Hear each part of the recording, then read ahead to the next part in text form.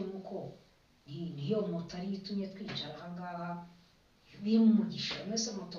wakore akikoresha rero mbere yaragendaga mana akagwa agwana twanayibonye tutarushye ni umuntu wabaye ikimoto gishaje ikimoto gitangiriraho hanyuma se iki kimoto kizazana amafaranga ati uhora yewe aragiye hakubisa amezi 4 nta faranga numiye yamubaza aramubaza ese ko kutazana amafaranga atuzamaza amafaranga hashize nk'amezi 6 ese ajyaze ariko yewe ngo wabimenya nabo yazaga afite igiseba akagaruka afite igisebo watsitsi kagira uko wowe nkabona umwana wanjye azapfuye ese kutambwira